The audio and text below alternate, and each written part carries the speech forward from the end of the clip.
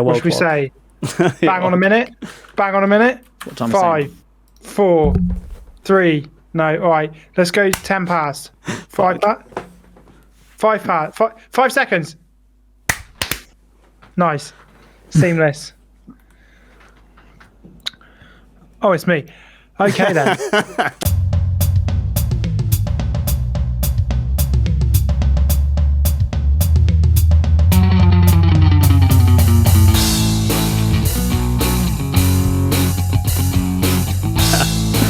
Hello and welcome to Goats, the greatest podcast on earth.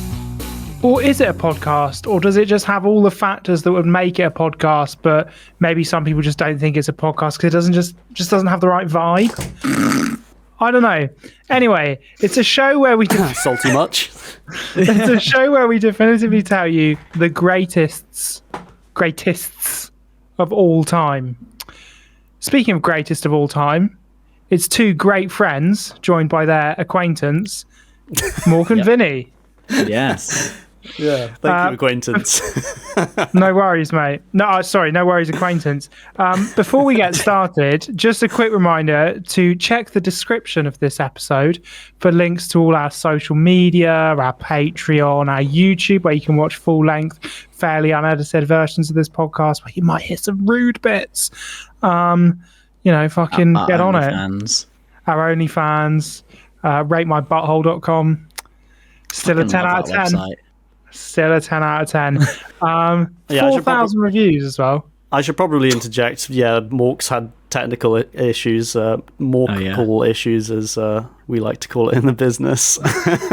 I would like to point out that I have not been the technical issues person for a long time. Yeah, no, we haven't had true. any problems for a long time, to be fair. I think we went through a good saga, some peace. Yeah. But yeah, unfortunately that's ended today. Peace never lasts. War always prevails. It's fine. Preach it. We move Preach it. I think Vladimir Zelensky said something very similar. Anyway, with all that out of the way, has anything... Vinny, you said you had an interesting story, a legitimate... Is it going to be more interesting than my getting some satay chicken from the Thai shop and putting it in a wrap story from last week? Because I have to say, that was pretty fucking riveting stuff. And if you don't understand the context, it might be because I cut it out of the episode. Out of shame. Did you just fully cut it? I haven't got to it yet. I haven't started the edit yet. I'm starting it tonight or tomorrow or Friday or Saturday or Sunday. Nice. Yeah. So just Vinny, anything interesting happened to you? You said something interesting had happened. I don't know if it was interesting, to be honest. You've sort of bigged it up to be this incredible story, but basically, over the weekend, I saw my good pal Mork in the flesh down here, though you can't see him. Did you? Yeah, I went down to Exeter for like a day. And nice. Chilled out with Mork. It was good. We watched Sonic 2, the second Sonic movie, which is good fun with his son. And the Sonic King. Yeah, and I can definitely see the signs, Mork, of like the tism in your son, because he was like telling me all about his toys. He was like really like passionately telling me about all his toys that he's got, and he pulled out some toys that were like ones that me and Mork as kids used to play with, like these old like Power Ranger toys and like they're like my old toys that he's kind of got a hold of. Yeah, and he was like, he started telling me all about them, and then I started telling him like, I've already played with all of these. Like me and your dad used to play with these all the time. He just like stopped, looked like up to me with these like big old eyes, and then looked back down, and then just carried on explaining all the toys that he had. Like, I've already heard this all before. Like, I know about this shit. He's just like, did you know there's a little stand that comes out? And then he's like, yeah, I know, because I've played with that. And he's like, yeah, but did you know that it has wheels? It's like, yes, yeah. Did you know? Amazing. Did you know? Yeah. What have you been up to, boys? Well, I've got something quite funny. Big reveal is what I've got. Okay. Seb. The last week you've probably been dwelling on some news. You are fucking kidding me. You are fucking kidding me. Okay, Are you taking the piss? should we explain? Should we explain what we're talking about? Well, Yeah, shall I explain that I've spent the last week telling everyone that Jen's gone blind?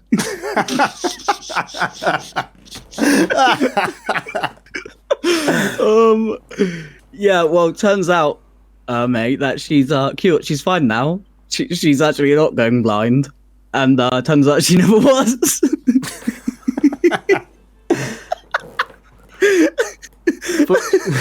I've told so many people.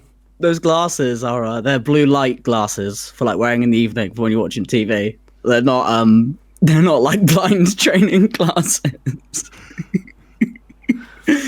I basically sent a photo to everyone with my partner with she's got some blue light glasses and they're orange and Big red goggles. Big orange goggles. I sent a little video. Yeah, I sent a little video saying like, "Oi Edgar, you never made it." Because she looks like Edgar Davids with them on. And Seb was like, "Oh, what's up with those glasses?" And I was just like, "Oh, you know, she's going blind." And he took the bait off the end of my line and fully fucking reeled in.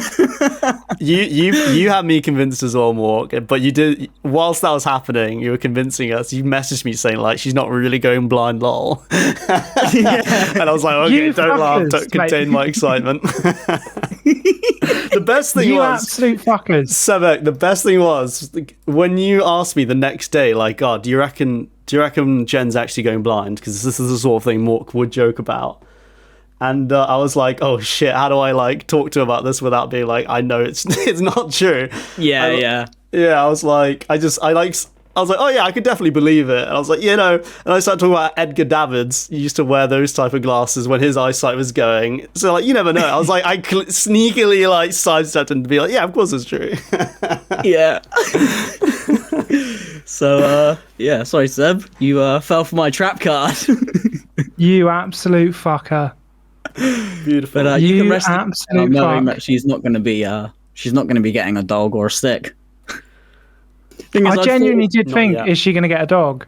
I was thinking of all of these hilarious things I was going to send you. Like I was going to like pour some milk over the side and be like, "Ugh, fucking blind people," or like pretend like I was videoing her secretly while she like bumps into the door frame and be like, "Oh," and just like shake my head. But then I was like, that will give the gig up. I'll just let him stew as if I dropped some big news and don't want to talk about it. That'll be more realistic. You are an absolute knob. You are an absolute knob. And it's Well, also a knob you know because because you pranked me with that sick thing one time. So have a taste of your own medicine, Seb.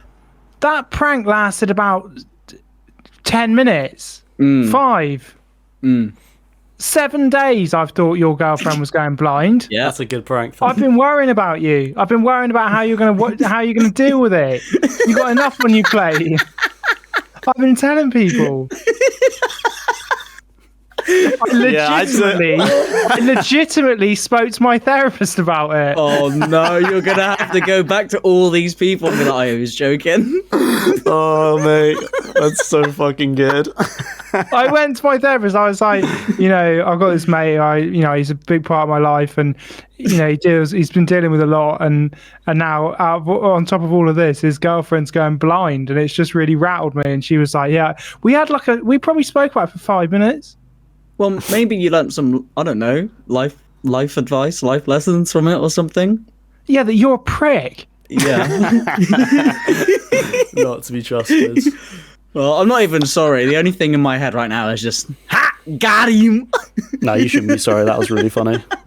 I can't believe you've done this. It's my New Year's resolution. If you think of something funny, you gotta say it. I cannot believe you've done this. I'm going to have to tell Luce that Jen's not going blind. All week I've been buzzing for this moment. Has Kieran spoken to you about it? Because it was like, I messaged Kieran almost immediately and was like, "Mate, fucking Jen's going blind." Yeah, I told him it was a ruse the other day. I said, if he messaged you again, make sure you don't give up the gig. Nice. Oh, Luckily, you are he spoke such to a me like bellend. he was like, oh yeah, what is with those glasses? And I thought, that's a weird question. I said, have you been speaking to Seb? Because I told him Jen was going blind, and he was like, oh right. And I was like, yeah, she's not though. I'm just fucking with him. And he was like, oh sweet. You are a ball bag. Oh well. There we go. That's my contribution to the pre-match banter, the good podcast content. Cooked up a good prank. Speaking of cooking.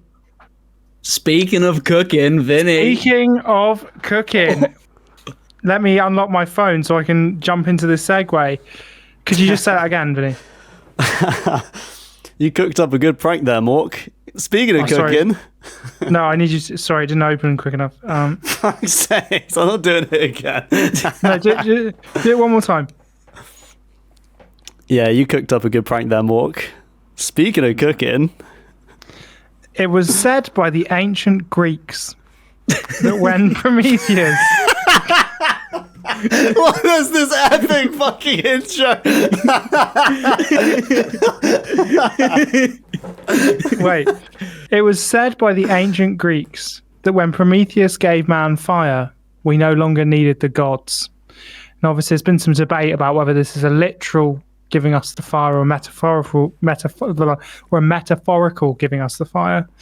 But the idea, if it was a literal sense, would be that, once the gods gave us fire, we were no longer at their whims. We could prepare food that would last longer. We could make inedible food edible, and we were our own masters.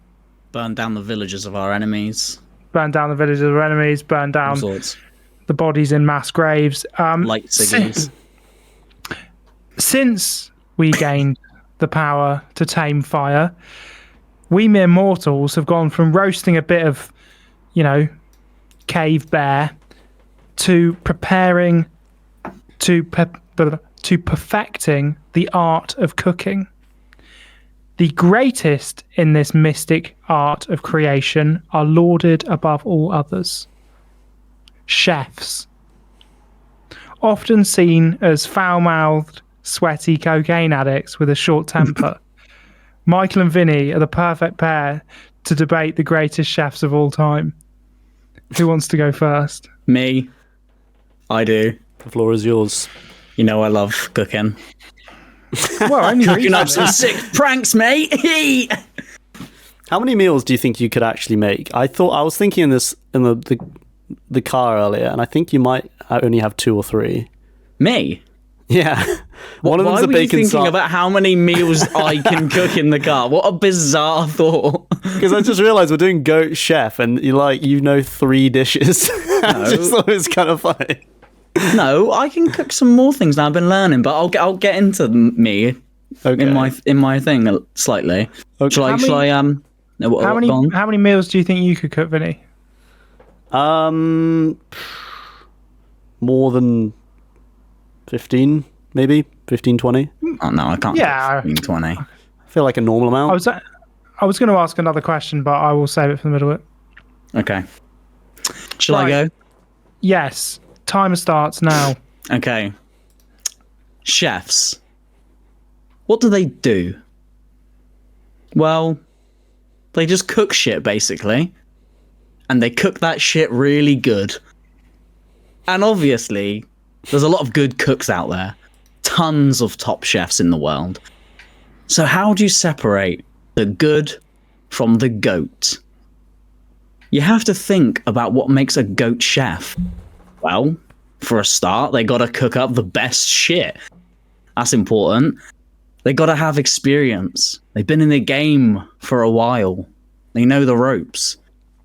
They need to be world renowned and have made a big impact in the oversaturated market of food. You can't just be a nobody. Possible innovation into the industry and products that stand out. And that's why, for all of these reasons, that I have picked Walter White, aka Heisenberg, as the greatest chef of all time. He makes the best shit and everyone agrees. Any questions? End of presentation. Oh, I thought that would be much funnier, but I feel like because we've done, oh look, I'm picking Kermit the Frog, not so many times, it probably. I think is you've got to go for. You can't just go because he cooks the best shit.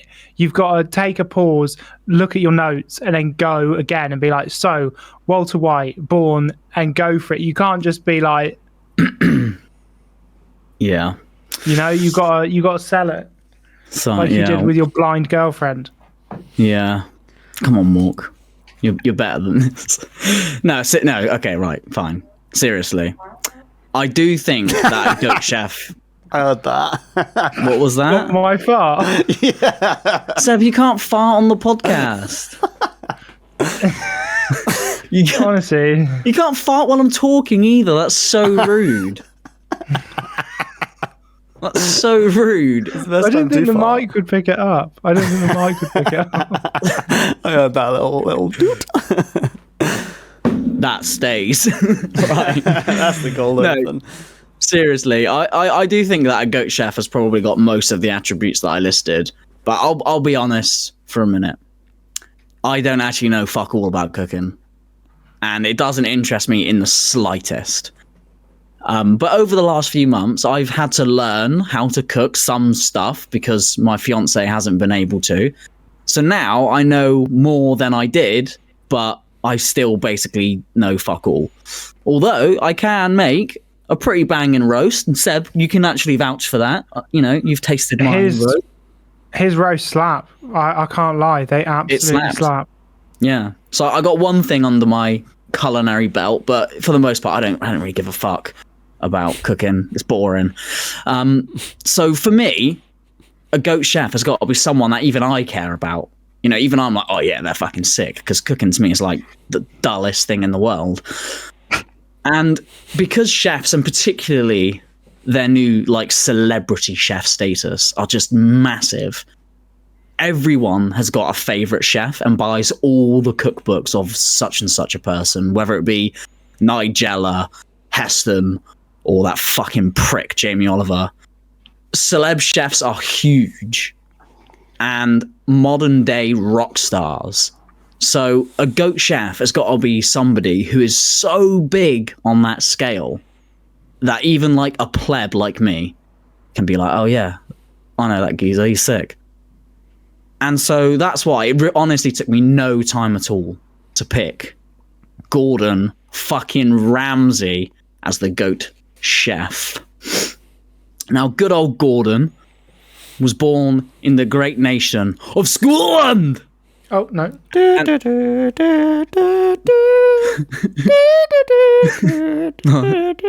What is the Scottish national anthem? It's just bagpipes in it. Just like. Is it just bagpipes? It's just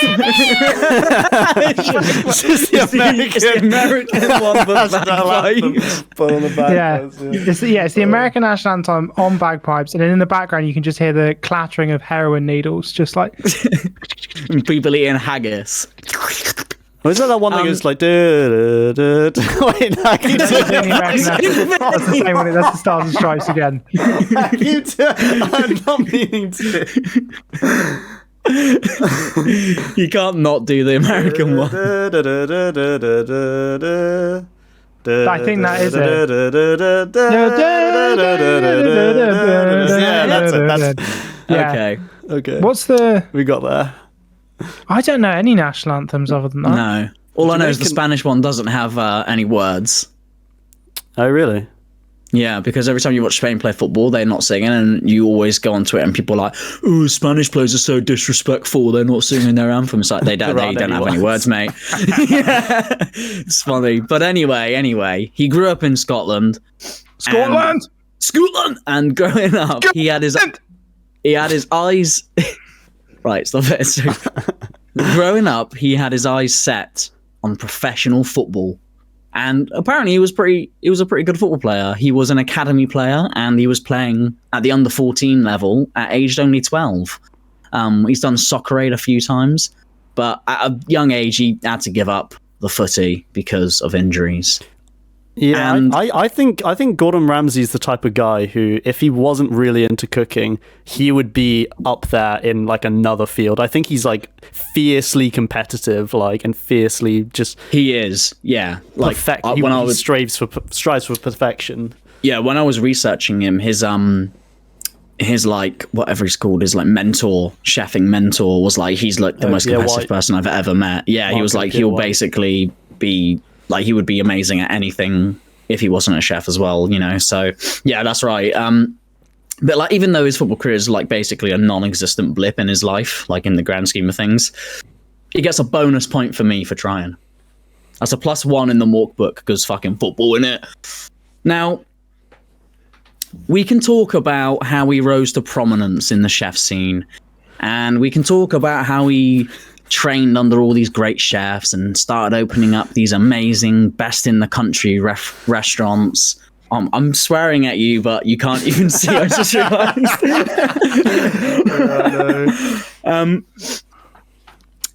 And like we can talk about how he's got like fucking 1 million Michelin stars, and we can talk about how his flagship restaurant was voted the best restaurant in London for 8 years in a row, and how he trained under Marco Pierre White, which is one of Britain's best chefs ever.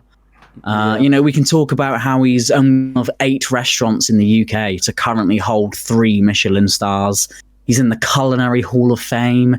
He's had multiple world records, like filleting a 10-pound fish the fastest. All that shit. Like, we could probably talk about his career and do a big... Huh? I never would have guessed Gordon Ramsay could, like, do it the fastest. He was into, like, speed running cooking. Yeah. He's got a bunch of world records. He's got loads. He did like the longest piece of pasta rolled like from a thing. It is a bit of a drop off. You're right, actually. 3 Michelin stars, Hall of Fame, one of the greatest living chefs, and also he's got the world record for filling a fish. That takes skill, man. It's like being like, if you said like, why is Messi the greatest football player of all time? And you like talked about the Ballon d'Ors, the World Cup, the trophies, and also his like world record for most keepy ups. It'd be like, well, I thought it was quite interesting. He's done 61 round the world, mate. I think it's interesting. Yeah, but like you kind of get into the point actually of what I'm getting at, Seb, in that we can talk about all this shit for ages. Like we can talk about his career for ages and do a proper deep dive into everything that makes him a great chef and his culinary expertise and how he grew up learning all of this stuff. But yeah, that's what you're supposed to be doing now. yeah, Michael, you do that because that sounds really interesting. Well, that's what I mean. Like we could do all of that, but I won't. I won't do that because there's only one thing that we need to talk about Gordon Ramsay. The only thing that makes him the GOAT. He says fuck a lot. He shouts at people. He swears all the time. He insults everyone. And the reason we know about all this amazing stuff, because do you know if Heston Blumenthal calls people a fucking cunt in the kitchen? Probably no, does. We don't know. We have no idea. But the reason we know all of this about Gordon Ramsay is because it's all televised. Ramsay has to be the biggest chef in the entertainment industry in the world. He's the most famous chef in the world. I can't name a chef who's bigger in entertainment and chefing than Gordon Ramsay. He's a genuine TV superstar. I've got my pick is better, but I won't say it now. Do you think? I don't think that. Because I know obviously like kitchen nightmares is still a thing, but when you go back and watch the old clips, I don't think anyone's PR team would allow them to be televised saying something like that anymore. Like he'll just be like, "You fucking cooked that ribeye steak wrong. Bring your sister over here and I'll fucking smack her in the face, you prick." Yeah. And it's like, Jesus, mate. Exactly. It's incredible. He's like, right, I'm going to go outside and I'm going to rape your mum because you didn't do that omelette properly. Hang on. Whoa. Into this, please. Yeah, whoa, Seb. He's like, I've seen fucking better dishes than that cooked in concentration camps. Bitch. And it's like, fucking hell, mate. Ramsay, bitch. Yeah. Well, I mean, yeah, like he's a genuine TV superstar. Hell's Kitchen, The F Word, Ramsay's Kitchen Nightmares, like you just said, Seb, to name a few. Kitchen Nightmares is so fucking entertaining, I won't lie. Yeah, like Ramsay is a staple. Oh, go on, Seb.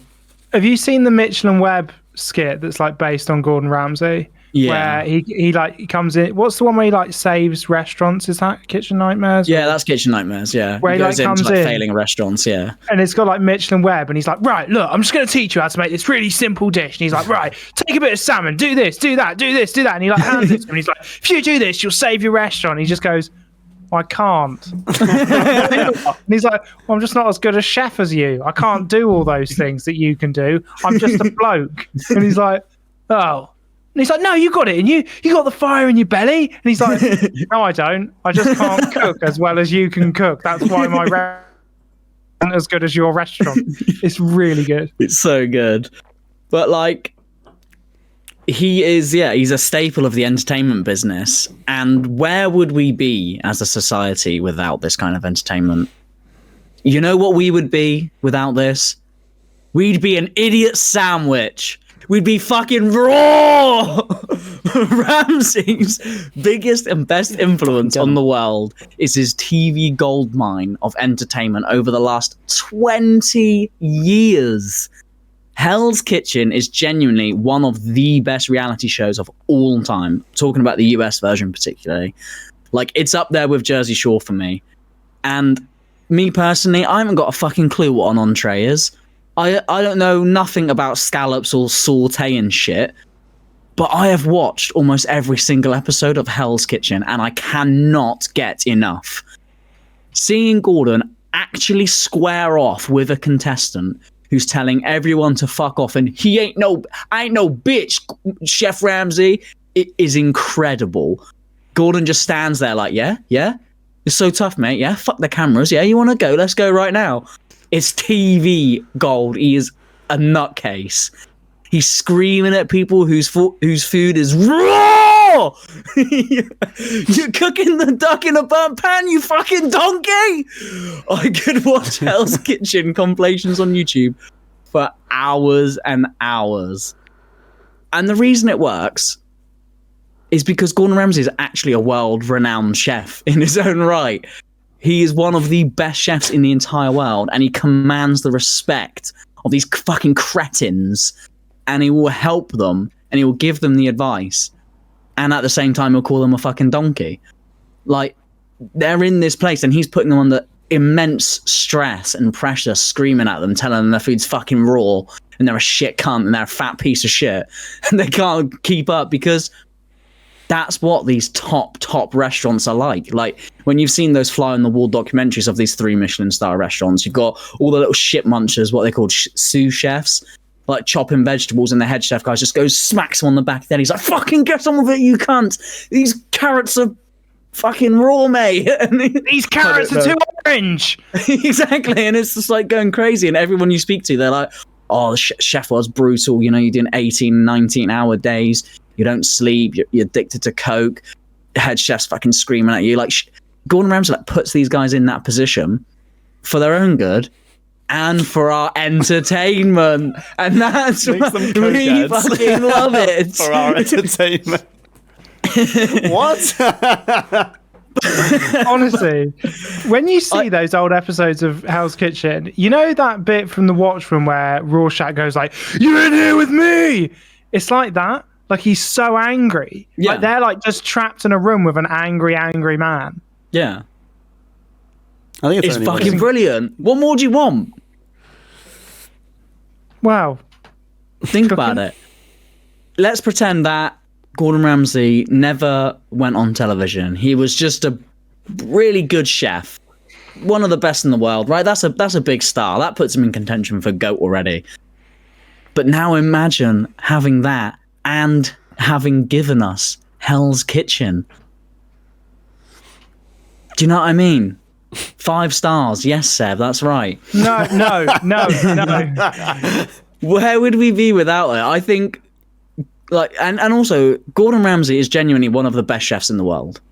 This is proven by his 3 Michelin-star restaurant, which is still going today, still open today, and it's held those stars since 2001, which is the second longest run of restaurants in the country of current holders. The oldest one is like 1985. It got its 3rd Michelin star, and then Gordon Ramsay is the second longest to have held 3 Michelin stars in the country. That's insane. That's ridiculous. That is pretty mad. So this is what I'm trying to say. He is an incredible chef in his own right and provided us with some of the best memes and entertainment of all time. And that's something which most celebrity chefs don't have. I'm talking about you, Jamie Oliver, you fucking twat. They're just good cooks, right? They're good at cooking. They don't have 3 Michelin star restaurants. They're not elite chefs. You can cook a spag bolognese on a budget and I'm going to make a cookbook and be a billionaire. But he couldn't lace Gordon Ramsay's chef coat. You know, he couldn't wear that big white hat. All these guys are shit compared to Ramsay. You couldn't wear that big white hat. I don't know the crown of a head chef, the big white hat. That big one. But Ramsay, mate. like I said, he offers the best of both worlds. He is genuinely one of the best chefs in the world, one of the best restaurants in the world, but he's also a huge TV and entertainment personality with so many smash hit shows. And that's a really rare skill. And the fact he's been on TV for 20 years proves how good he is at both worlds. Like you said, anything he would do, like if he wasn't a chef, he'd probably be a great football player or he'd be a great astronaut. Like he's so uber competitive. And he's so good in the TV industry as well as the chef industry. You put the shawl on wrong, you fucking cunt, mate.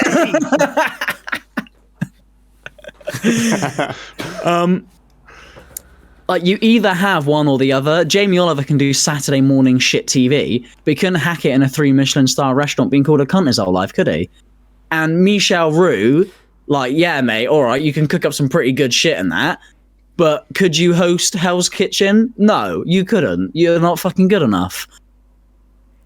Gordon Ramsay can do both, and he makes people like me, who couldn't give jack shit about cooking. It interests me as much as rain interests me. It's so dull. I think rain's pretty cool. Shut up, Vinny. But I can get so invested in watching these shows, which is kind of, you know, getting me invested in cooking as well. I'm like, oh shit, he ain't never gonna get them entrees out. Fucking blue team's already on desserts, mate. The guy on the veg station's fucking it right up. Oh, this is insane. And I think that is such an underrated skill and something that really makes you a GOAT, is if you can get that topic into the minds of the people who have no interest in, they're not your core audience, then you're doing something that 99% of other people who are influential in industry can't do. So that's why, in my opinion, Gordon Ramsay, he's the fucking GOAT chef. And if you fucking dare disagree, you fucking stupid donkey cunt, get the fuck out of the kitchen, you fucking plank. That's it. Interesting. It's an interesting. Here's You're the fucking thing. raw. I do think Gordon Ramsay's a very good chef, but you didn't really talk about that. It's because he transcended chefness. I don't need to say he's a good chef. You know, it's like me saying, oh, Messi's good at football. Why do I need to tell you about how good he is at football? I could tell you how charismatic and brilliant he is. You talk about why he's so good all the time. You do bring it up in conversations that have no business having anything Messi related, even football related sometimes. Well, the thing is, I don't know about cooking, but I was watching Hell's Kitchen for an hour last night. I was like, one episode. God, it's so good. No, I was just watching compilation after compilation. Oh, right. Best bits, best swearing, best being thrown out of the kitchen halfway through the day, best insults, best memes. Love it. I think it's inarguable that Gordon Ramsay is definitely, I would say, by far and away the most famous chef in the world right now. Like, Has without been a for shadow of a while, doubt. I think. A little while. Yeah. I can't even think of someone close. Like, in terms of like internationally, like you might say, oh, if you had to name a chef in the UK, some people might say like Jamie Oliver, but like worldwide. Yeah. I quite like Jamie Oliver, but you know. What? Didn't he ruin school dinners for everyone? That's why everyone hates him, right? He got rid of fucking turkey Twizzlers, mate. I was veggie, so I didn't have them. Well, double bad. He made them What more about them little expensive. pink? What about them little pink custard cakes and that? And he's just, do you know what? With Jamie Oliver, he's got a voice and a face that you want to punch it. Like, I hear him talk, I see that face, I'm just like, oh, cretin. And he's not even a proper chef, is he? He's not like a top Michelin star restaurant chef. He's like a TV cook, basically, isn't he? He's still a chef. But he's not. He's not in the GOAT. He's not an elite chef. He's not elite. He's not elite. Yeah, no. Do you know what I mean? He's not like these elite guys. But Ramsay, you think, oh, he's just a celebrity chef. He just swears at people and does Hell's Kitchen and all this. But he's in that elite category as well. I mean, it's difficult because I was talking to Vinny about this last night, actually, when we were just chatting away on Discord, that when you get to a certain level of chefing, you become more of a manager than a player. Like, obviously, Gordon Ramsay, like, I don't know how much input he has on, like, I'm sure he designs the menu at his very high-end restaurants. I'm sure he has an input on his smaller, like, lower down restaurants as well. But, like, it's difficult when you're talking about, like, 3 Michelin stars. It's like, well, are they his or are they the restaurant? They are his because he earned those. He was awarded his 3rd Michelin star in 2001, and his TV career didn't take off till 2004. So he'd basically become one of the best chefs in the world before he'd even started TV. That's what gave him the into Hell's Kitchen. I don't think that's what he was talking about, right? No, I mean more that like those like the maintenance of them. The Michelin stars go to the restaurant, not the chef, which is kind of this thing that's like a bit of a weird one. Is like you could go to a restaurant that has 3 Michelin stars and none of the staff that were there when they earned those, like that one that was from 1985, like none of the staff that were there will still be there, or very few of them. It's just an interesting thought, but I think it's inarguable that he is obviously a very, very elite chef. Like he is a really good chef. Do you know what his signature dish is? I don't know. Bowl. Probably things that aren't raw. I know he's into French cuisine. Donkey sandwich. Idiot sandwich. Do you know what it is? It's a beef Wellington, and the reason I bring that up is for the middle bit. Oh. Where I have brought in my book from home, Signature Dishes That Matter, which is a coffee table book me and Luce bought a long time ago because we saw it on a YouTube channel, and it's actually really, really good. It's very snazzy. Those of you who are looking at the camera can see. Is a coffee book? What did you say? A coffee table book? Is that just like the middle class variant of like a book you read on the loo? I think well, kind of, yeah. It's a book that you leave out for guests to have a flick through. I would describe it more as a waiting room book. You know, if you were in this would be a great Nuts magazine. In the waiting room. Top Gear. Top Gear. No, you go to the garage. If you went to the garage back in the day, the first Nuts magazines I saw was waiting in the garage while my dad was talking to the bloke having the MOT, and there'd be nuts. That's a garage. That's a garage. You know, though. Yeah, but garage. It's not like a dentist. Matter would be a Yeah, but you know, you're in the fucking garage. There's all the geezers in there. You got Nuts. You got Max Power, Top Gear. Anyway, I mean, look, imagine it's a middle class version of that, isn't it? Kind of. It's a sort of book you'd find in like a nice hotel foyer or something like that. But it is a very good book. It's very interesting. Tell us about the book. What it is I think, I don't quite know exactly how many it is. I don't think the number is particularly specific, but it's every influential dish or signature dish that matters over the last 300 years. Now, I was going to just like, obviously some of them, like if I just open a random page, it'll be something that you've never fucking heard of. Yeah. Like, well, that was a bad example because I opened it on a Baked Alaska, which I have heard of. Never heard of it. In like an ice cream. It's like an ice cream within a meringue, and the meringue is toasted, but the ice cream stays cold. It's a whole thing. That's like one of the most influential dishes of all time. Well, I guess so. I mean, the whole sounds thing really about this book fancy. is Sure, you like toast? It's toast What number about one. toast? It's toast the first one. Yeah. the first. Did they have is, toasters 300 years ago? Well, yeah, that's the thing. Basani. They've got a lot of different sandwiches in here. A bacon the bat. first is gelato. The first is gelato, as in the Jelly? Oh, is it all no. ice cream? Yeah, it's in the ice cream. No, it's not all. It's not all puddings. Baked Alaskas were massive in the 70s. They were a big 70s thing. They were quite like. Oh, right. Anyway, but rather than just pick out some random things, like be like, oh, how long do you think souffle potatoes have been around? Oh, I don't fucking know. And also, it's a bit difficult because like they credit it in this book to the establishment or the chef that made it popular. But obviously, like souffle potatoes have been around for like hundreds of years. Yeah. So what I thought I would do is, rather than do that, I flick through, and what they have got in here is some more sort of down to earth, normal food that you might have heard Lasagna. of. And foods that are, well, lasagna, the trouble is, again, lasagna has that thing where it's been around for too long.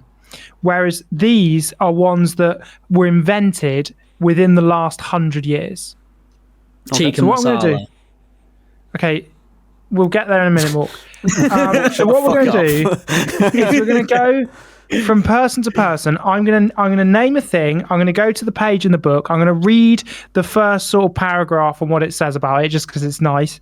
And I spent quite a lot of money on this book, so I want to get my most out of it. And then all you have to decide is in what year it was created. Closest wins. Right. Closest wins. Okay. Okay. So I've got And they're all within 100 years, right? So nothing before like 1900. nothing before 1900. Okay. So I'm going to go find the first one. What do you reckon's your is- favourite dish, Vinny? Your favourite meal? My favourite meal. I might just be boring and say pizza. I really like pizza. Yeah, mine's burgers, to be fair. So Mine's carbonara. Fucking love carbonara. Anyway, I make a good carbonara. I should show you one day. oh yeah, I make a good carbonara too. Maybe we should have a carbonara and make each Oh, other yeah. a carbonara. And suck I'll each be other the off I'll be the afterwards. I'll be the judge. I'll be Gordon Ramsay.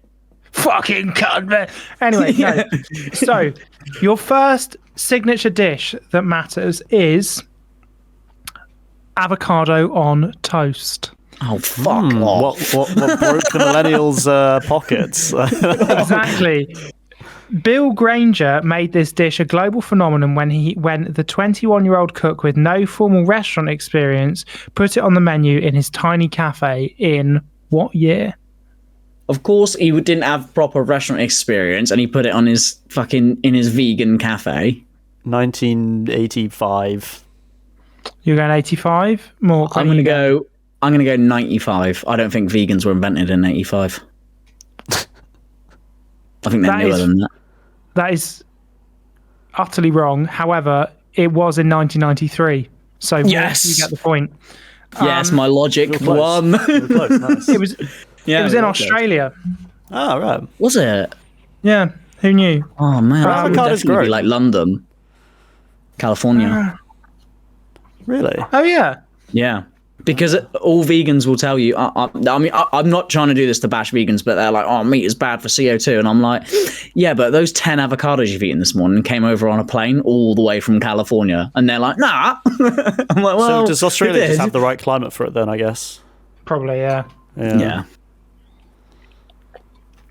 Right. Dish 2 of signature dishes that matter. Buffalo wings.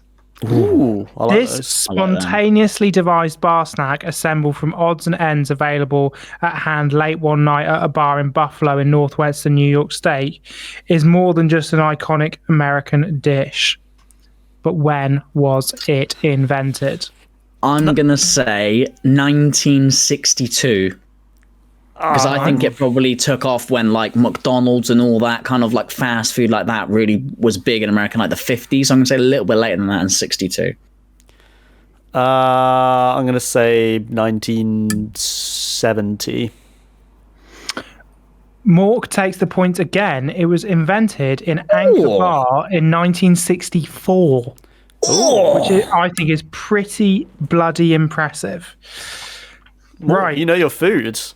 You're a foodie. Mate, I know it. I know about beef bouillon. I know about fucking chips and that. Fucking pizza and curry and that. Kebab. Fucking tikka masala. Yeah, is the doner kebab in there? It fucking better be. That is a dish. Lamb doner with chips and mayo. That better be in that book. I want garlic mayo. I want fucking barbecue sauce, boss man. Right. God help the British diet. God fucking help it. It's awful. Right. This is one that we all know of. The Big Mac. In searching for a burger that would boost profits and draw in new customers, after McDonald's repeatedly turned down his request for a double burger patty, Jim Degliati sandwiched 2 beef patties between not 2 but 3 sesame seed buns, adding cheese, lettuce, pickles, onions, and a special sauce. But when was the Big Mac invented? 1975. Vinny's going 75. 1952. It was, Vinny, you get the point, 1967. Oh, Nice. Very close, but Vinny does get the point if my maths Nice one, Vinny. are correct. Yeah, I don't know how we're even getting kind of close. This doesn't feel like I know any of this stuff. Well, I think it's kind of in the back of your mind. rational isn't it? Like, deduction, though. It's rational Yeah, you deduction. can kind of think work I've heard out. of that. How old do I reckon it is? Yeah, I don't know know, why. Yeah, Like avocado on toast wasn't going to be invented in like 1912, was it? Like during like World War One in the rationing days, it was going to be fairly recent. yeah, that sounds right. Right. Quick thought. For fuck's sake, Seb! Jesus. Stop it! Taste of that. Stop farting on my podcast, Seb. That's you, Morg. Okay. So, next, we have the Caesar salad. Ooh. Necessity is the mother of invention, or so the story goes. This simple yet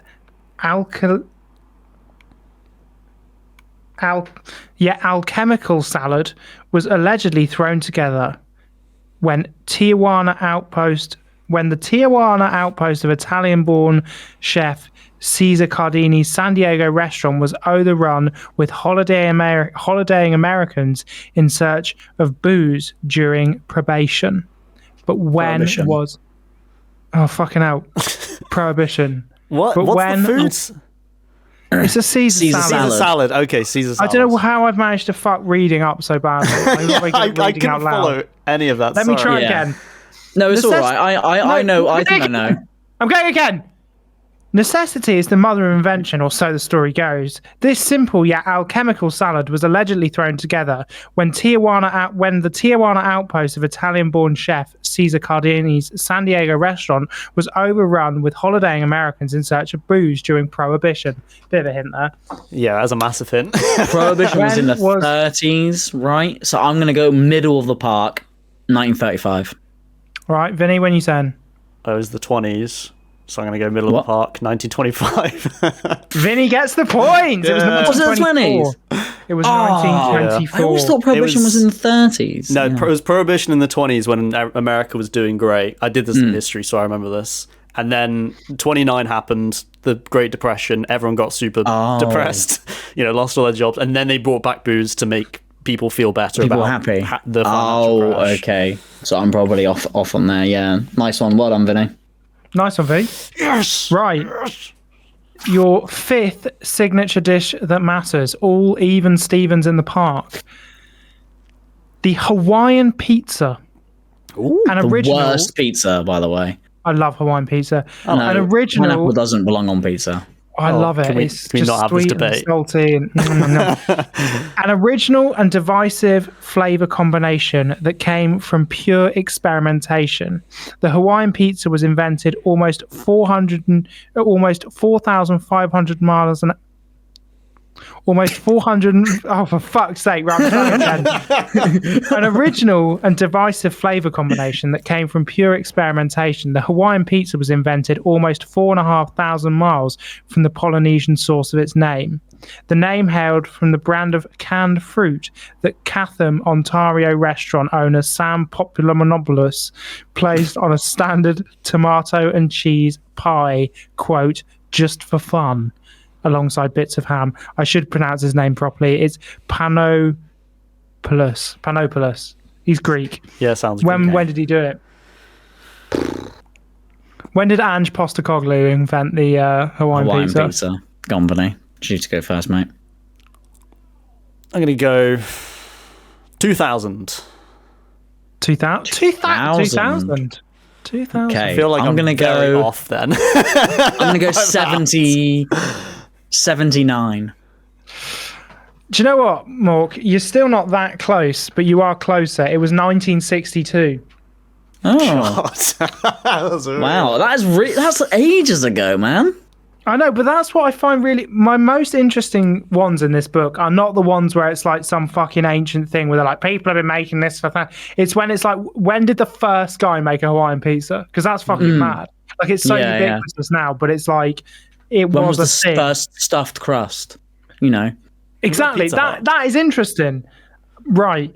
Next one is... I'm trying not to go too American. I've got a load written down and I'm trying to sort of judge based on... Do you know what? I'll do one that you guys will definitely know.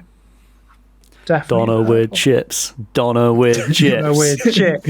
Donna with chips. Got me the fucking 90s, mate. The Bacon golden Sony. age of Britain. So horny. Oasis and that. Lasagna sandwich. Let's fucking go. Fucking eats lasagna sandwiches. So fucked. This is an iconic dish that you will all have heard of. Cheese on toast. Beans on toast. Snail porridge. By Heston Blumenthal. It says, before Heston Blumenthal launched himself into the molecular gastronomy stratosphere, he created a dish that used only the diner's mind to play tricks on them. In this case, he brought together two things that evoked images of grey and gloopy, depressing foods, breakfast porridge and snail. But this rich, surprisingly savoury oat and barley porridge wasn't for breakfast. But when was it made? 2000. Mork, Vinny, 2000. Mork, what are you saying? 2001. 10. 2010! Oh, he's biffed it! Was it like 80s or something? No, it's 2003. Oh. Okay, nice. I was going to say 2005 as well. Does that make it? That makes it all level, doesn't it? Again, we're back to even Stevens, which means we need a deciding round. 3-3. Okay, so. Okay, okie dokie. I'm looking.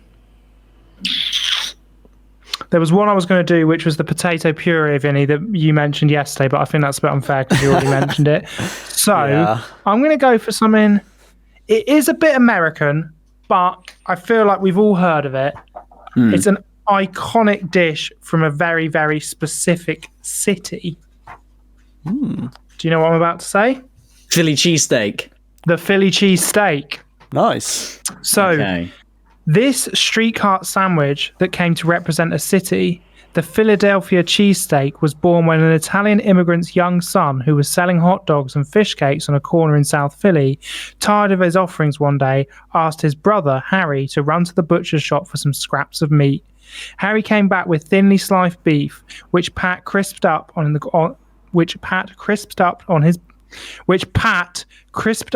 griddle with some onions and served all in a hot dog bun.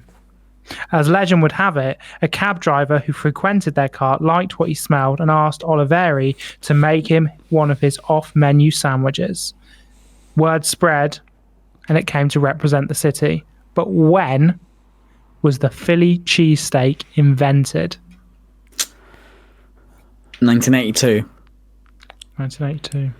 Vinny. See, I remember watching Man vs. Food as a kid, and one of the episodes I weirdly remember a lot is the Philly cheesesteak episodes, where he goes around and has all the Philly cheesesteaks. And I remember him saying when it was first invented. I think he went to the place where it was first invented as well. Pat's King of Steaks, where it was invented. So I've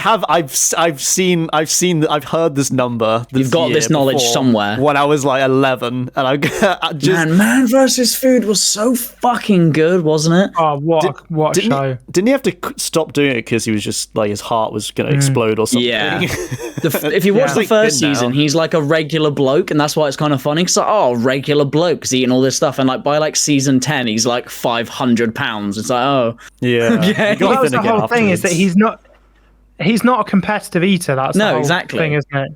Yeah. Right, yeah. He just loves a fucking big meal. I'm going to go with 1990. Right. That means that the winner of our signature dishes that matter round is none other than Mork. Yes. The Philly cheesesteak was invented in 1933, so we're coming up. It was 90 years old. I know. Jesus. That is kind of wild, isn't it? Jesus. I mean, I obviously, I accept this award as the greatest of food of all time. It's been a long road to get here to understand about all these dishes and shit and all that kind of stuff and that. So yeah, I'm glad to be crowned on this podcast as the most knowledgeable about food and that. Nice. Very nice. Well, I hope you all enjoyed that round. Please go and read Signature Dishes That Matter. Not a sponsor, it's just a really fun book. Or if you know me personally, just ask to borrow it because it's quite fun. £2 rent fee. £2 rental fee, mate. Yeah. Whenever you like, Vinny, please tell me who you think is the greatest chef of all time. Can I just say I fucking love food? Maybe we should do... You know how you guys always say... No. I'm going to stop you there. Don't say that. Everyone says, I love food. Of course you do. Of course you love food. Well, everyone loves food. Well, you've just spent the last 20 minutes moaning about how you don't really care about food. No, I don't care about cooking. Everyone loves eating food. Right, maybe I should say I love cooking. I love talking about cooking. I love the act of that's cooking. Better. When people are like, I love food. I love eating food. It's like, yeah, no shit. I do think... I know people who aren't that into food and they just sort of eat. I know, but they're very much the minority, I feel like. The people who kind of eat for necessity are the minority. The people who are like, I really want to go out and go and eat this. It's not like a character trait that you like eating nice food, I feel. It's like when girls put on Tinder like they love traveling and dogs on their bio. It's like, yeah, so did fucking 99% of other people. Exactly. You're like, yeah. I guess you could say I guess I would say saying you like food is pretty ubiquitous, but saying you like trying new food, maybe that's a bit more, because I love with Luce going to a restaurant or experimental food or whatever. Like one of your hobbies, I want to experience all these different types of food rather than like, I just fucking love eating fucking burgers and that, like me. But then there is something like also like I do think some people really like. Can I pop to the loo? Flavour. Yeah, all right, mate. No worries. Carry on this conversation. Sorry. But who doesn't like flavour? Well, who just eats grey matter? Well, I think it's a sliding scale. Like I would say, I'm not being, what's the word? I'm not being judgy because I like both of these things. But like I would, if I was like, oh, I fucking love food, I wouldn't really be thinking about getting a burger. I'd be thinking about like, me and Luce had some really amazing gyoza the other day. Yeah. And that wasn't because it was filling and like big and juicy. It was because it just tasted incredible. Yeah, like high-end food. Yeah, because I'm like, I fucking love food, but I'm very simple. I can't experiment with food things. They freak me out a bit. And I like what I like, and that's what I eat. But I love it too. I'm like, I fucking love a big curry or a doner kebab. But this is what I mean. That's a joke. But like, I feel like you can say I love, but that's what, when people say, oh, I love food, I'm like, yeah, well, so like, basically everybody does, because you have to eat. So everybody enjoys it. But then is it different stuff? Like, is it like, I think some people like eating, some people like tasting, some people like cooking. Like, I would say I'm all three of them, but I definitely know some people, like, you don't like cooking at all. No, hate it. Whereas like, I like fundamentally, like last night, I was just cooking a chili and I was just stood there thinking, this is just so enjoyable. Like, it's like the most enjoyable thing. Cooking. Yeah. Whereas like, and then some people I would say like just enjoy eating, like, I don't know, like just getting a big pizza or something. Like, it's not like, you're not like, you're not like in it for the flavor. It's just kind of the enjoyment of like consuming a big smashing portion of down food. A big thing. Yeah. And then there's like the flavor bit where it's like, oh, I just like the way this tastes. It's like a taste and texture thing. The cumin. Exactly. Big, the cuminity. I'm so big into cumin. I love my cumonitor. What I love about cooking is just like deciding, right, I'm going to add a new recipe to my repertoire. I'm going to try something I've never tried before. And the first time you do it, I don't know about anyone else, but I always fail. It always comes out way just like mediocre as fuck. But then I learn, I make it again, comes out better. Practice. And I learn, like I change the measurements a bit, change the temperatures, learn like what I should do at this time, what I shouldn't do at this time. And then the moment I sit down and I eat it and I'm like, fuck me, this is good. Like, that is such a satisfying moment. Like, I just find it so satisfying to make something from a set of ingredients into something that just tastes incredible. Like, I love I really appreciate that. I'd like to have that skill, and I find it really, it's an interesting subject, because I'm the total opposite, and I know loads of people like you, Vinny, that, and Seb's probably the same, that's like, oh, I love like experimenting doing this, whereas I'm the total opposite. Everything that you enjoy about cooking, it just fucking pisses me off. Like, I'll be there like trying to do this shit, and like you said, you fail the first time, you don't cook it on the right temperature, or it's not done at the right time, and I'm like, oh, it's fucking, I can't, just cook, just be cooked. Like, it's pissing me off that like, oh, this bit's not done, but this bit's done, now what am I supposed to do? And so after all that faff, even if it is nice, I'm like, I can't even be fucking bothered now. Like, I don't enjoy eating it then, because I'm like, after all that pain in the ass of like cooking shit up and chopping up and all stuff I don't like doing, it actually ruins it for me. That's interesting. I love the chopping and the slicing and just chucking stuff in. I have been getting enjoyment out of making those roast dinners. I really enjoyed cooking that one and eating it. And I cooked Christmas dinner and I enjoyed that, and I enjoyed eating that as well. So maybe I'll come around, but roast is the one thing I can do. I've got into that one. I think also there's this habit of like, especially for blokes, because like a lot of men don't cook and like aren't encouraged to cook, especially when they're like, when you're a kid, like boys don't often get like taught to cook or whatever. Yeah. Then you get like encouraged to make like manly food, which is the most annoying and difficult food to cook. Like a steak. Like, oh, just fucking cook like a 16-ounce steak. Notoriously hard and expensive. But I can do that. I can do man food. I'm good on a barbecue. I can make a mean steak. I find that quite simple. You only got to cook this one slab of one thing, rather than like making a fucking carbonara from scratch, like making a sauce, doing a fucking roux. I'm like, what? I can't be bothered with this. See, but then that's like, I guess like for me, it's like that enjoyment of like eating something. You're going to take the piss out of me here because I'm going to say life hack again. It's obviously not a life hack. There is something really fundamentally exciting about being like, in order to eat something this tasty, I would have to pay a lot of money, and I just made it myself, and it's delicious. Like, I made a hollandaise sauce the other day, and it was just like, what the fuck is this magic? It's like I'd spun gold. I was like, what the fuck? You've life hacked it. Exactly. Bored of buying expensive Heinz ketchup, squash your own tomatoes. Exactly. I knew someone who used to just use tomato paste instead of ketchup because he was diabetic. And so couldn't have sugar, so he would just have tomato paste instead. Fair. Yeah. I tried it. It's not very good. It's pretty flat. Yeah, I was going to say, that sounds like hell, but fair play. Yeah, it's quite basic. There's not much in tomato puree. Tomato puree. Imagine like, do you want some sauce with your to dip your pizza in? Yeah, just squeezing out tomato puree. Sorry, mate, it's all I've got in. Okay. Right, I'm burning to talk about my answer. You're burning. Right, okay. Vinoy, V-Dog. Foreshadowing. Dog. Go ahead. Oh. Burning.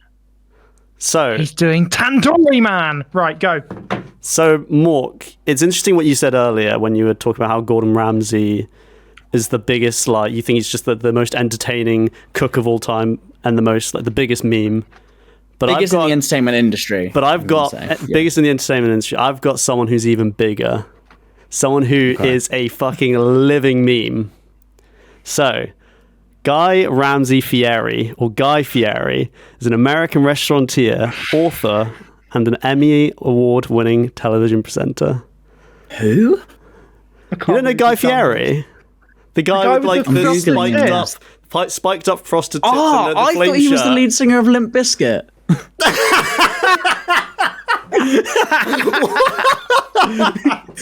Shots fired, Limp Bizkit. Fuck you. Guy Fieri. Well, that's who Eminem was dissing in Girls. Yeah, exactly. Fucking Guy Fieri. Yeah, fuck you fucking Beals. Yeah, I've seen this guy wearing his fucking flame shirt. The flame shirt.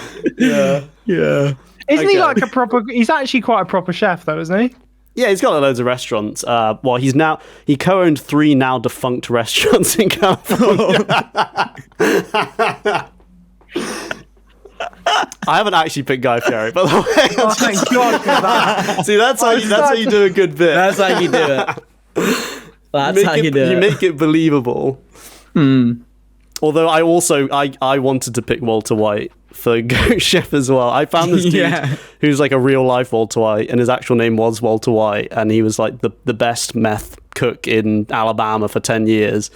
And I was actually quite tempted to do him, but I picked a real answer. So didn't you do Kay's cooking? I was also kind of tempted to do Kay's cooking. Yeah.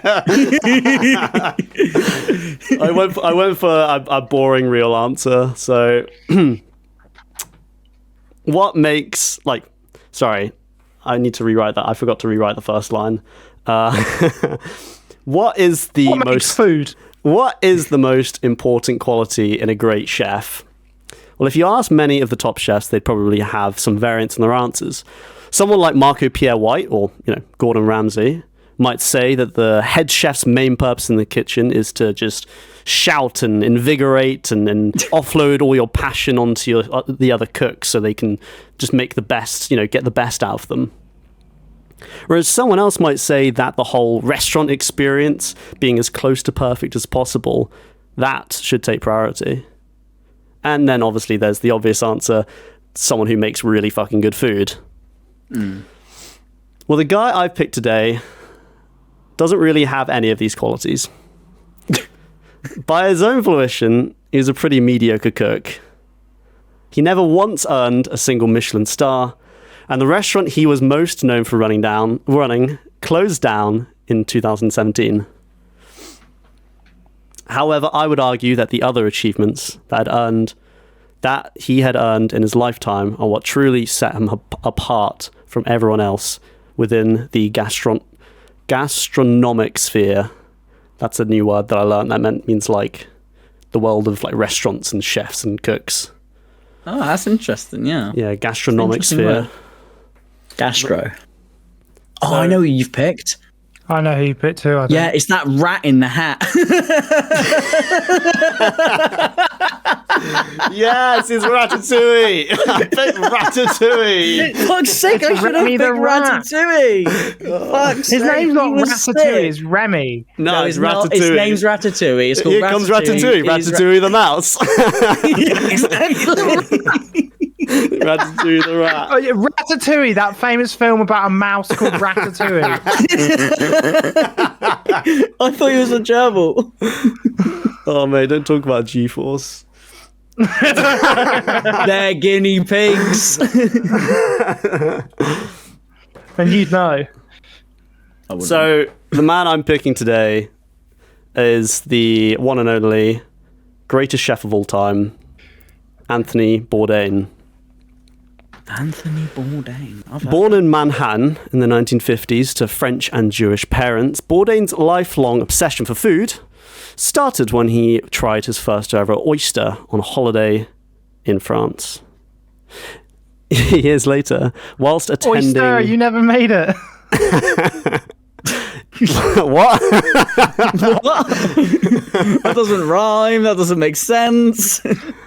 What the hell? Years later, whilst attending college, he would work in seafood restaurants, which would then inspire his decision to pursue cooking as a career. So Anthony Bourdain would bounce between working different types of restaurants within the New York area during the 1970s and 80s, but he found his home in the Manhattan French-based restaurant of L'Oeil. I think I got that right, where he became head chef in 1998.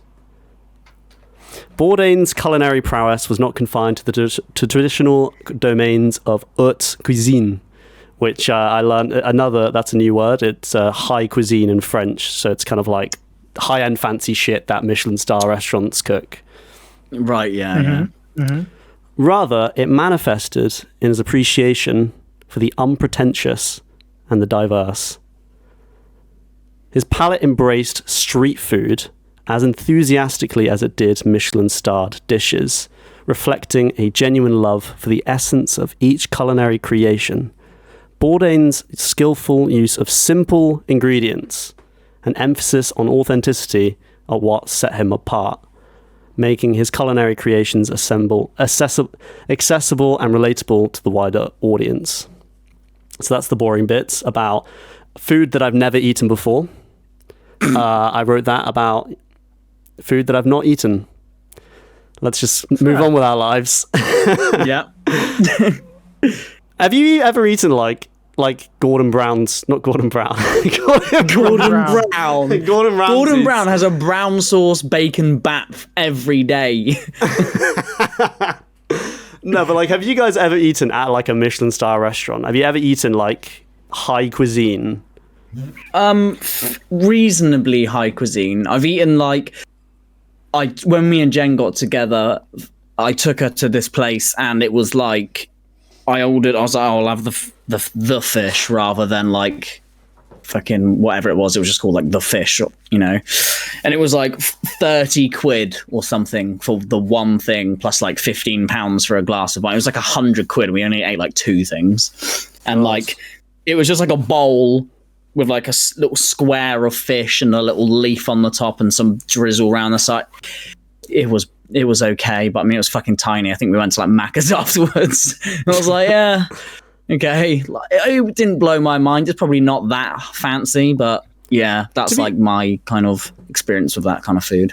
To be fair, you've unlocked a memory from like a month ago when I was in Budapest with a couple mates. We went to this.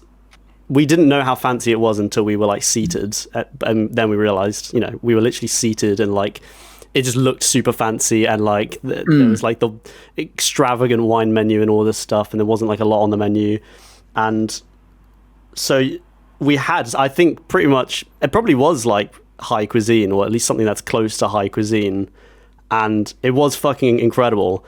But the most incredible thing is, and it was like we had like a full course, 3-course meal. It was like 25 quid. And it was like the best meal I've ever had in a restaurant. Ever. Yeah.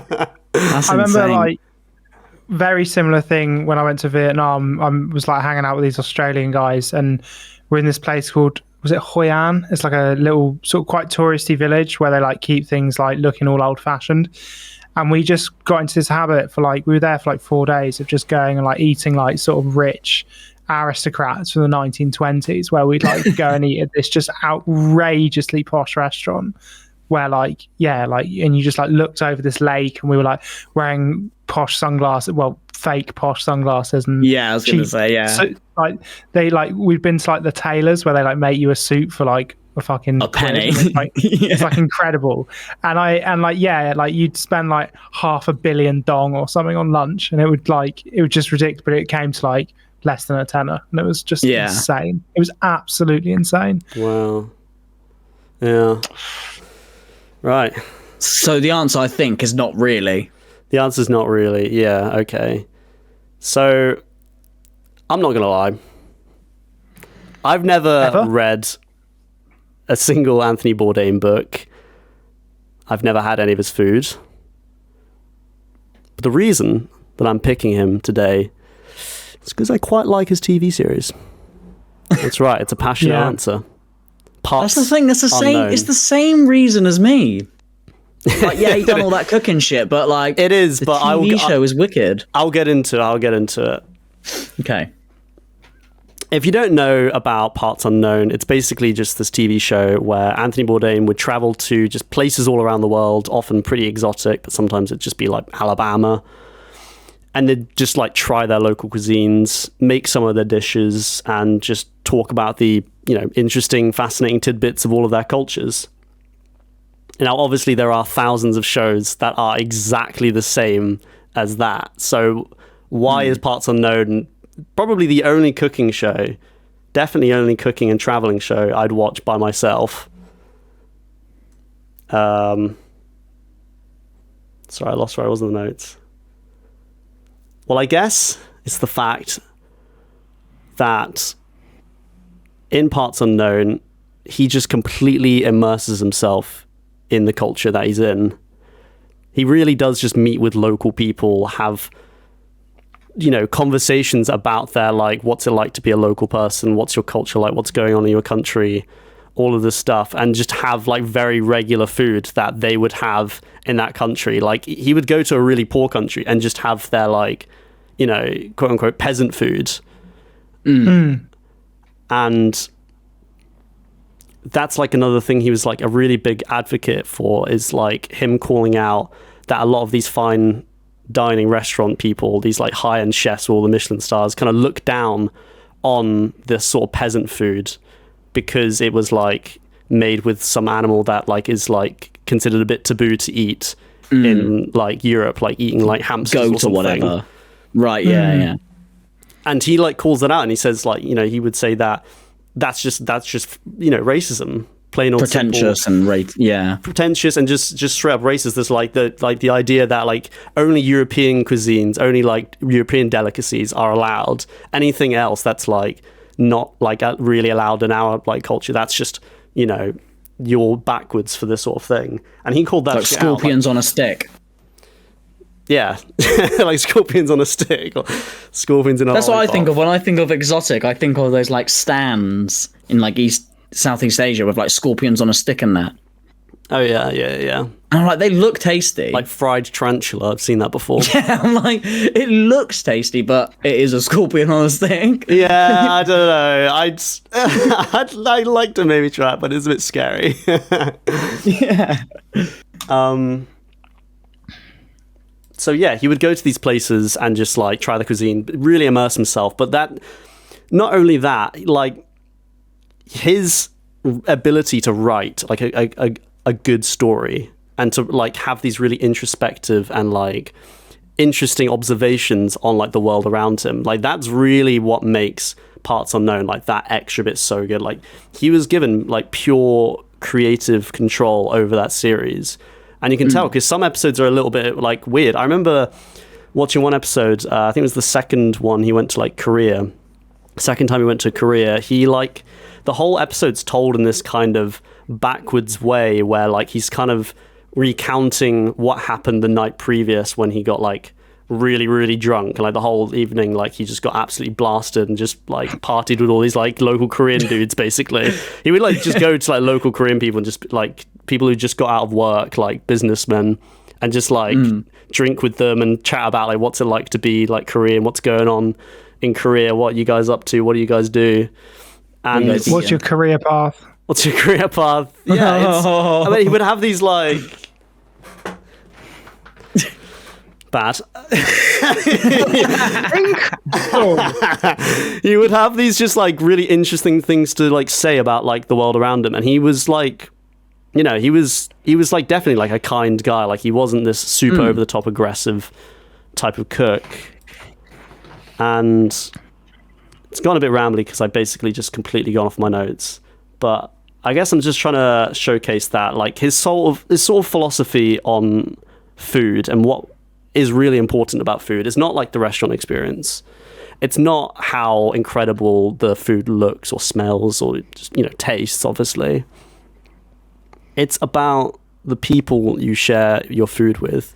It's about the conversations you have over the dinner table, the connections you make over something that either you both made or just one of you made or you paid someone to make.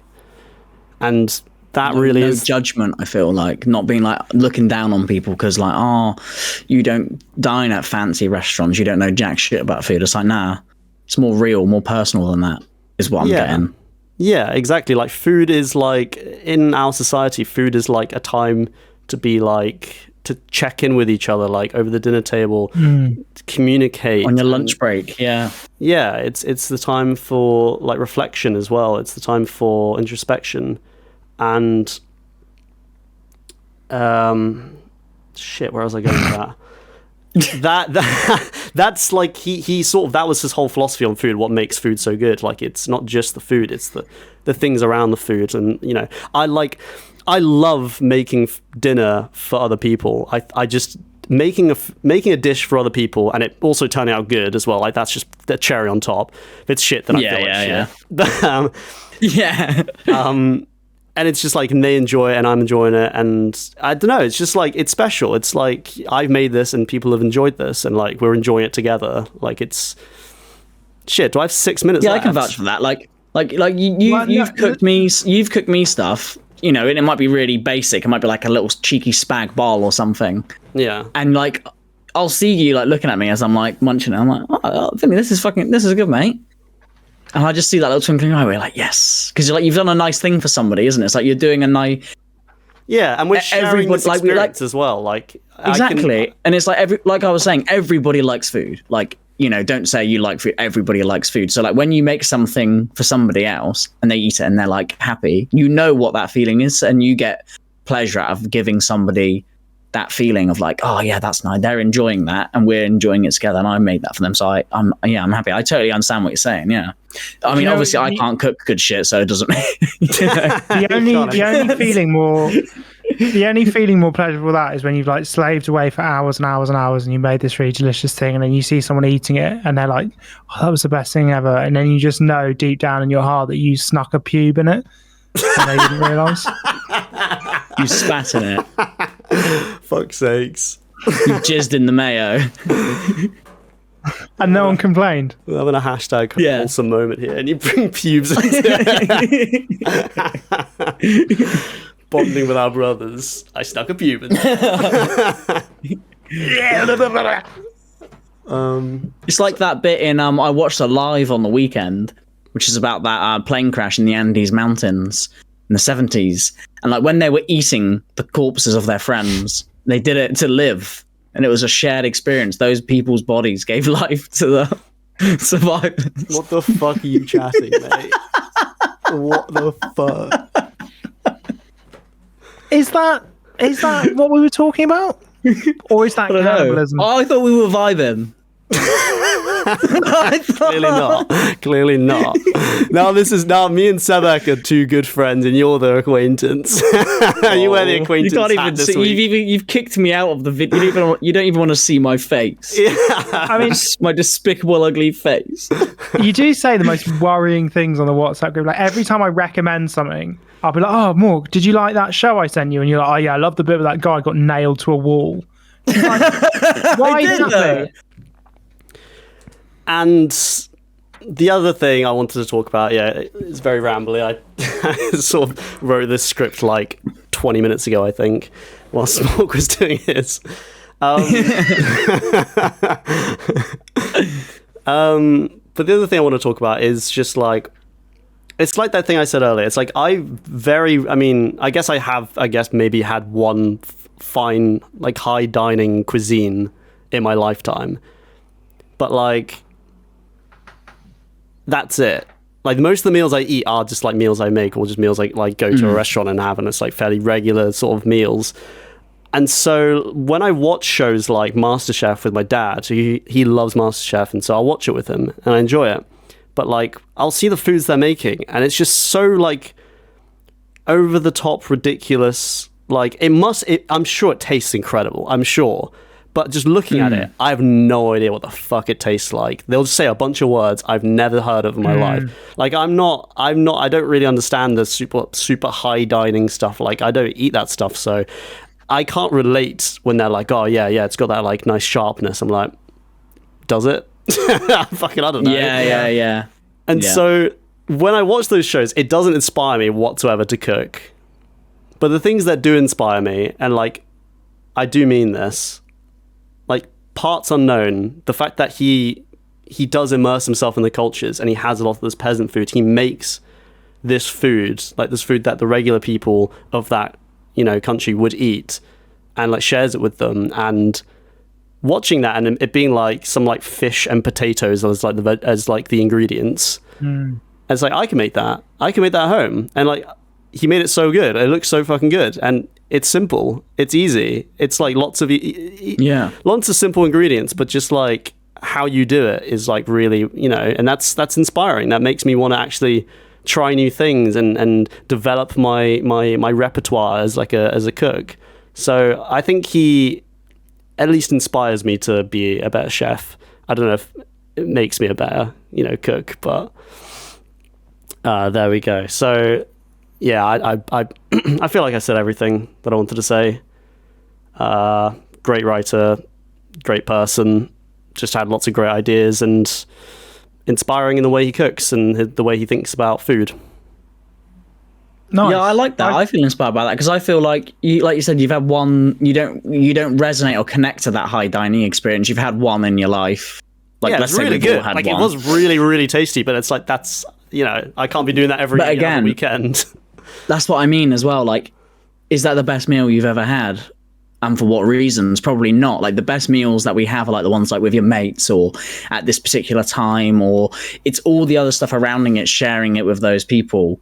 The best meal you've ever had might be like something really shit food wise, but it was great because like it was in a special place or at a special time or with a special person. And they're the ones that like you're going to remember. Like, I think the gist of that argument is like, yeah, high dining's great and stuff, but those kebabs, and I mean this seriously, in the back of a taxi after a sick night out when you're like reminiscing with your mate, can be just as special because of where you are when you're eating them, who you're eating them with, and all of the rest of it. Do you know what I mean? Definitely. And also, I think it kind of like, it's very opposite to the Gordon Ramsay thing as well. Like, I don't think you could pick someone more opposite and yet still within the same field as Gordon Ramsay, as Anthony Bourdain. Like, they are like chalk and cheese. Yeah, obviously, he's a very calm guy, isn't he? Yeah. Well, sadly, no longer with us. But so I found out, I didn't realize this because I know he killed himself. He had like loads of mental health problems and stuff. Like, he used a massive record. He loved drugs and loved seshing. Probably because he was massively depressed. And he, whilst filming Parts Unknown on location in somewhere in France, I think, that's when he hanged himself, which is pretty fucking brutal. Like, during filming, like the show that like inspires so many people. Yeah, it's pretty sad, really. Cool. Yeah, but it's just a really difficult choice actually, because like I respect both ends of that culinary spectrum, and I think like there is something to be said about like you said, more like the food that you share with your friends, and those like simple foods are the ones that like you remember. And also I think they're the ones that like inspire you. Like, I very rarely watch MasterChef and think, oh, I want to go cook something. But like, I could watch like Anthony Bourdain eat like a pea and ham soup in the Peruvian mountains, and I'm like, I might do that. Like, that yeah. And I have the same thing with man versus food. Like, I never look at like scallops when they're being, I'm like, oh, I love a like oyster bouillon, fucking this French shit. But I see him eating like a fat, like, burger or like some crazy wings and all this crazy shit. I'm like, oh, fucking hell, I'm hungry. It looks like such good fun. I guess that's what it comes down to. It's interesting, isn't it? Like, that stuff, those kind of shows make you hungry. But then obviously what Gordon Ramsay's achieved, he is obviously the most famous chef in the world. He just for good reason. An absolute country mile. He's very well established. He's very technically good at chefing. And he calls people fucking donkeys for a living. And he calls people fucking donkeys for a living. And he's probably good in a five-a-side. Although isn't he great in a five-a-side. He's actually probably not. He's so injury prone. He's more injury prone than Jack Wilshere. I'd say a show like Kitchen Nightmares is great, but it's kind of trash TV because it's just like a lot of just yelling. Some really good cook yelling at some cooks who aren't very good, but they're also kind of arseholes about it. Yeah, I mean, I love trash TV, especially reality trash TV. It's the only reality TV I like, and like Hell's Kitchen particularly is my favorite one. It is definitely trash TV. You're not tuning into that to learn about culinary gastronomy or whatever you said, Vinny. You're watching that to see some fat guy sweat while he's trying to flip scallops while some woman's also screaming at him, and Gordon Ramsay's fucking throwing shit at him.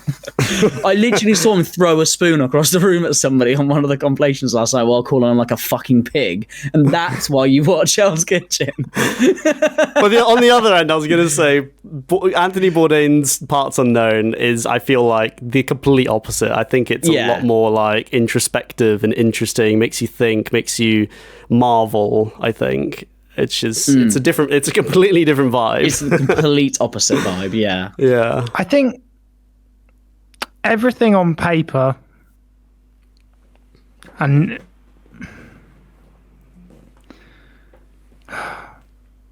I feel like I should go for Gordon Ramsay, but I just don't want to. I just think he's a bit of a bellend, and I think he kind of makes people not. I think he kind of gives. I kind of think even when he's like pretending to try and inspire people to cook, he does it in such a macho, cock out on the table, flexing his forehead kind of way that it kind of just makes me go, "Oh, fuck off!" It's and like it's a bit like Whiplash, that movie Whiplash. Like that sort of it that type of like teaching can make people, but it can also break people. And like I don't know, like there's just he has got a nice side to him because he's done like a lot of junior master chef, and like the kids will be like crying because they fucked it up, and he won't be calling them a fucking donkey. Obviously he'll be like, I mean, that's just there's loads of there's loads of clips where he's like, oh, it's okay, like you're doing so well, and he obviously has got a soft side. I wonder how much he hams it up, but you're right, he definitely, in like the competitive space, his method of teaching is like, it's not an arm around the shoulder, it's like calling him a fucking cretin. It's an old school manager. He's like a Jose, and I don't want Jose. He's not Klopp. Ferguson. Yeah. He's hair dry treatment. He's not Klopp. And I think for that reason, I am going to crown the greatest chef of all time as Anthony Bourdain. I just like the idea of like sharing food, enjoying food. I don't really care about Michelin stars. I know that you're supposed to, but then I listened to this whole podcast about how they're kind of ruining the food industry. So I kind of think, fuck them. And maybe just try food that you like and watch a quite sweet bloke who just quite likes food and doesn't really take himself too seriously, just walking about and going, oh, do you want to try some food? Interesting. I feel like Ramsay passes on the stats, but Bourdain passes the eye test. Yeah, exactly. Interesting thing about the Michelin stars is that it's actually, didn't you find this out last night, Sebek? It's actually sponsored by Michelin. Like Michelin made the Michelin star, like Michelin tires. Oh, it's just the most random thing. Yeah, Are you serious? No, because when Michelin, the tire company, were first like coming about, they used to give people a guidebook, because it's when people started doing like grand touring in cars, like when cars became accessible, people started to drive around, and they would give you a book that said try all of these restaurants, and they still do it. They've got the book. If you look at a Michelin star restaurant guide, it has the Michelin Man in it. Wow, I can see it. Yeah. But I mean, it's the Michelin guides, are a series of guidebooks that have been published by French tire company Michelin since 1900. The guide awards up to 3 Michelin stars for excellence to a select few restaurants. And on this particular post, there's got a very early drawing of the Michelin Man smoking a cigarette. Nice. The funny thing is yeah, so the Michelin guidebooks are now like trying to like. The funny thing about the Michelin guidebooks, we really should just end the podcast, but I just find this interesting, so I'll just talk about it. There's this thing where like people kind of use them for a way that they're not designed to be used. Like people are obsessed with like keeping their Michelin star and like and all of this stuff. Whereas the Michelin star is one of like, I think 6 different attributes they can give to a restaurant, which include stuff like value for money and like eating experience and like how exciting and up and coming the chef is and all this stuff. And the Michelin star is basically like, okay, this restaurant does all of those things. The trouble is because they've become this like litmus test or this like stamp on the CV of a restaurant to say like, this is a really expensive, good restaurant. Restaurants will be really innovative and exciting until they get a Michelin star. And once they get it, they will then basically just serve the same menu from then on, because you get a Michelin star based on the menu. And what they don't want is the judge to come back and say, oh, you've changed everything, I don't like it. Whereas if you carry on serving the same thing that they gave you a star for before, they are more than likely to just keep it. Wow. But there has been some really famous cases where like there was a really famous thing where a guy, this French chef, I think he was French, lost his Michelin star because he changed his menu, and then he took his own life.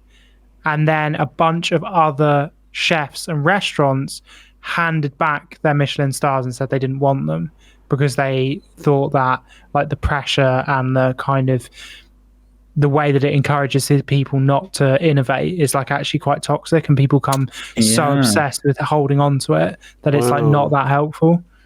Oh, that's definitely put a slight downgrade on me bigging up Gordon Ramsay for having 1 million Michelin stars, because he's got multiple Michelin star restaurants.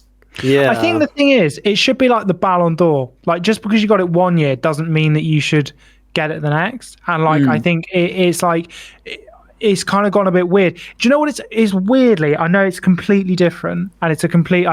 My fucking analogies are terrible, but it's really similar to how boxing has become obsessed with people having a perfect record, and it ruins the whole thing because people become so obsessed with maintaining this like weird arbitrary thing that then the whole industry kind of collapses in on itself, because you can only have maximum 4 people at any weight class who are undisputed, and it's just fucked. And it's kind of similar, like people become so obsessed with keeping this really arbitrary label and saying, oh, I'm a Michelin star, I own a Michelin star restaurant, or we're a Michelin star chef or whatever, that they then it kind of the whole rest of what got them there like crumples away.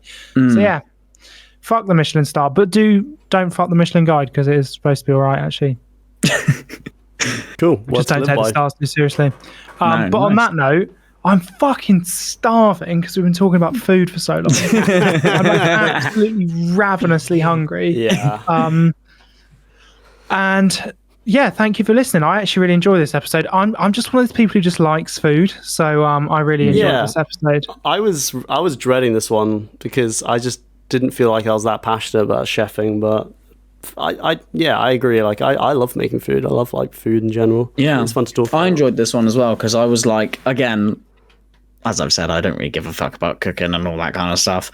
But I got watching Hell's Kitchen last night and I was like, yo, this is sick. So exactly. I was happy to write my Gordon Ramsay bit. But yeah, fair play. I think probably Bourdain. Yeah, he's like the people's champ.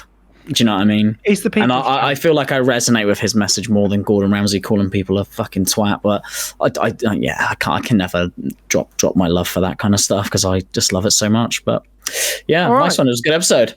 All right, fair enough. Well, thanks for listening.